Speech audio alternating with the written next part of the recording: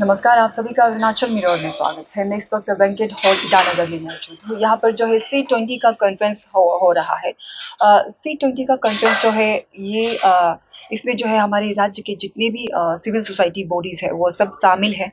इस बार C20 यानी civil 20 में जो है 14 ऐसे टीम है और 14 जो टीम है उसमें से 2 टीम अरुणाचल को दिया गया है। विवेकानंद केंद्र इंस्टीट्यूट ऑफ कल्चर उसको दिया गया है जो टीम जो है। और हमारे यहाँ पे जो जो टीम है वो है डाइवर्सिटी इंक्लूजन और म्यूचुअल रिस्पेक्ट। ये इस बार का C20 कॉन्फ्रेंस का टीम है। और C20 का मतलब सिविल 20 है। ये एक ऑफिशियल एंगेजमेंट ग्रुप है जो G20 में जो है विश्व नेताओं के लिए जो लोगों की आकांक्षाएं हैं उनको आवाज देने के लिए दुनिया भर के जो सिविल सोसाइटी ऑर्गेनाइजेशन है उनको एक मंच प्रदान करता है। और ये इसका जो है आप लोगों की जानकारी के लिए मैं बता दूं कि इस बार का जो दूसरा जो प्रोग्राम होगा, जो दूसरा जो कॉन्फ्रेंस होगा वो नामसाई में होने जा रहा है जून महीने में। तो मैं व्यूअर्स दर्शकों को कहना चाहूँगी, खास करके जो युवा दर्शक है उन लोगों को, कि ये जो बहुत ही महत्वपूर्ण विषय पर चर्चा हो रहा है, जो हमारे समाज में जो हो रहा है, जो अनदेखा चीज़ें हो रहा है और जिसे हम जो है ध्यान नहीं दे रहे हैं, उन पर जो है चर्चा किया जा रहा है। तो इनको जो है युवाओं को ये खास करके इस कॉन्फ्रेंस में होना चाहिए।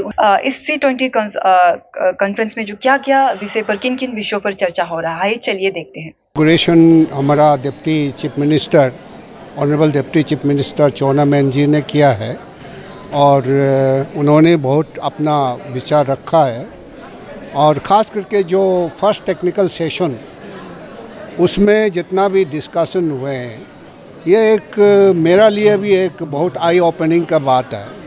और उसमें सुनकर जितना भी सोशल एक्टिविस्ट है, जैसे आपका दिव्यांगजन है, या वो उसमें ड्रग एडिक्ट्स पर, या वो उसमें ऑटिज़म पर, या वुमेन एम्पावरमेंट पर, या जेंडर ट्रांसजेंडर का ऊपर, यह सब LGBTQ का यह सब डिस्कशन हो रहा है। मुझे भी इतना मालूम नहीं था अरुणाचल में इतना एक्टिविटी चल रहा है। मैं सुनकर मेरा बदन खुश हो गया। ये लोग इतना काम करते हैं और हमें भी इतना और काम करना चाहिए।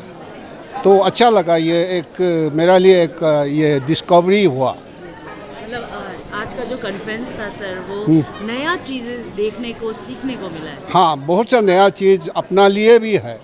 ये तो आपसे शुरुआत है, फर्स्ट टेक्निकल सेशन। हमारा और 2 टेक्निकल सेशन बाकी है और टेक्निकल सेशन 2 और 3 बाकी है और इसके बाद बैलेट की सेशन होगा। और सारा इस तरह का शुरुआत अच्छा हुआ, इस तरह का चलने से और हमें सीखने का बहुत चीज़ मिलेंगे उसमें। और इसका द्वारा हम भी अच्छा खासा रिकमेंडेशन और G20 के लिए कर सकेंगे, मेरा ये मानना है।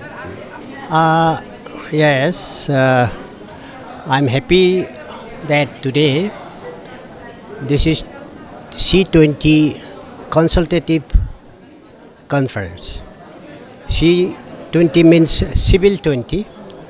You know, G20, group of 20 economically advanced countries of the world. The leaders will be meeting in Delhi by September first week, and now India is having the presidency, and right from December last year, it will continue up to November this year, the presidency period, and running up to that event, the great event, we are organizing various programs of different groups, and today it is the group of C20 confined to Arunachal Pradesh. We have invited all the community-based organizations and spiritual organizations, faith organizations, and then Divyangjan women organizations, and like that, and we just finished the first technical session with the privilege of having a Deputy Chief Minister with us to inaugurate the program, and now next technical session will be chaired by me. That will be dealing with the culture and faith applicable to Arunachal Pradesh in the context of diversity, inclusion, and mutual respect. So we do hope that our discussion will be very, very productive this time, and will be able to project our viewpoint, our identity in the level of World Forum, G20. Thank you. I just want to say मतलब हमारे community वालों को कि अगर आप identify करते हो as a gay man, lesbian, trans या जो भी हो, आप अकेला नहीं है. Now finally in Arunachal as well हम लोग जो है इस टॉपिक में बात करना शुरू हो गया है. फॉर एग्जाम्पल आज का ये प्रोग्राम में they have invited me because they understood our situation problems. So I just want to say if you are having a hard time, किसी से बात करने नहीं सक रहा है, तो you guys can always approach us. आप हमारे पास आ सकते हो और हम लोग we are always there for you. That's all we have to say, and you are not alone. कोई ऐसे होते हैं कि जो मतलब उनको समझते जान चाहते हैं कि LGBT लेकिन सामने आना नहीं चाहते, तो उसके बारे में हाँ, ये बहुत ही इम्पोर्टेंट क्वेश्चन है. एक्चुअली अरुणाचल में जो है 90% LGBT आदमी लोग जो है अभी भी क्लोसेट में है. fear of society, fear of the family members, fear of losing friends, fear of losing career or jobs ना जो भी है, ये इसका वजह से होता है. बिकॉज अभी अरुणाचल में जो है LGBT बोलने से जो है मैक्सिमम जो है हंसी मजाक में उड़ा देता है. लेकिन कितना लोग सुसाइड करता है, कितना लोग मार खाता है, कितना लोग डिप्रेशन चला जाता है, उसके बारे में कोई कन्वर्सेशन नहीं हो रहा है.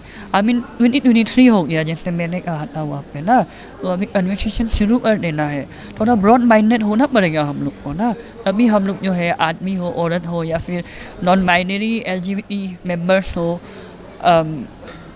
प्रोग्रेसिवली ग्रो कर सकेगा. तभी सराउंडिंग में, तभी सोसाइटी में चेंज आएगा. उन पेरेंट्स को हम तो यही मैसेज देना चाहते हैं कि स्पेशली मदर को कि एक माँ के लिए सबसे बड़ा धन संपत्ति, सबसे बड़ा मतलब कीमती चीज़, इम्पोर्टेंट चीज़ तो उसका बच्चा है. तो आप ऐसा इम्पोर्टेंट चीज़ को, कीमती चीज़ को, जो आपका दिल का टुकड़ा है, they are a part of you, your माने बॉडी का एक हिस्सा है, एक अंग है. आप उसको कैसे मतलब how can you leave them, how can you ignore them, आप उसको कैसे अपना से दूर ठेल सकेगा. ऐसा नहीं करना है. वो हमारा ड्यूटी है एज अ मदर, क्योंकि उनको हमने लाया है इस दुनिया में. हम जननी है, हमने लाया है उनको जीवन हमने दिया है. तो उनका जीवन का प्रोटेक्शन करना, उनका राइट के लिए, the right to live a healthy drug free life, उसको देना हमारा ड्यूटी बनता है. तो हम कैसे अपना ड्यूटी से मुकर जाए, ऐसा नहीं करना चाहिए, ये गलत है. तो मैम जो पेरेंट होते हैं वो भी कभी कभी ऐसा हो जाता है कि हमारी सोसाइटी जो डिस्क्रिमिनेट करते हैं, जो ड्रग्स एडिक्ट हो जाते हैं बच्चे, तो वो कैसे फेस करेंगे, मतलब किस तरह से वो फेस करते हैं, प्रॉब्लम क्या फेस करना पड़ता है. ड्रग एडिक्ट पेरेंट्स न बच्चा, जो बच्चे जो ड्रग्स एडिक्ट हो जाते हैं, हाँ, तो उन सोसाइटी जो उनको डिस्क्रिमिनेट करके देखते हैं कि ये तो ये हो गया बच्चा, तो उसको किस तरह से फेस करना चाहिए. सबसे पहले तो अगर बच्चा ड्रग एडिक्ट हो गया तो उनको काउंसलिंग करना है. हमारी कोशिश ये रहना चाहिए कि उनको डी एडिक्शन सेंटर में लाना चाहिए. विलिंगली उनको बात करके, काउंसलिंग करके उनको वो रियलाइजेशन आना चाहिए कि this is not healthy, this is not good for your life, this is not good for your mother. तो वो हम उसको बात करना है, उनको डी एडिक्शन सेंटर में लाना है. उसके बाद जब सेंटर में लाता है तो वहाँ ठीक होता है. तो जितना 45 डेज़ वहाँ रहता है तो ठीक हो जाता है. लेकिन जैसे वो घर से उस सेंटर से बाहर निकलता है, हम उसका केयर करना मतलब वी आर नॉट ट्रेंड, तो इसीलिए कभी कभी गलती हो जाता है हमसे. तो लेकिन उस समय हमको ध्यान देना है कि now it is our part, hospital का जो मेडिकल पार्ट है, जो डिएडिक्शन सेंटर का पार्ट है, वो लोग कर दिया।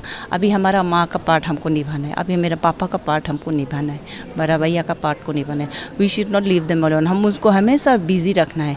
जैसे एक एग्जांपल हम देगा, हमारे एक फैमिली का वो था, तो उसको हमने क्या किया, कितना उसको समझाएगा, कितना बोलेगा, लेकिन बच्चा जो है बच्चा है, फिर वापस रिलैप्स हो जाता है दोस्तों के साथ घूमने। तो व्हाट आई डिड कि एक एक्सपेरिमेंट किया कि उसको कुछ करने देगा, लाइक पिगलेट दे दिया, उसको चिक्स दे दिया, उसको आप पालो, उसमें टाइम बताओ, उससे आप इनकम जनरेट करो ना। आपका बैंक बैलेंस देखो 1 साल का अंदर कितना होता है। आपसे छोटा लड़का जो 14 ईयर्स का था, उसका 3 लाख का बैंक बैलेंस है, जस्ट कुकीज़ बना के। तो आप 18 प्लस हो गया, अभी तक आपने क्या किया। तो that way I told him, और उसको ये सब दिया। तो अभी टचउड दोनी पोलो का यालोग अभी तक उसको हम रिलैप्स होते हुए नहीं देखा है, उसका आँख लाल होते हुए नहीं देखा है। तो वी शुड डू दिस।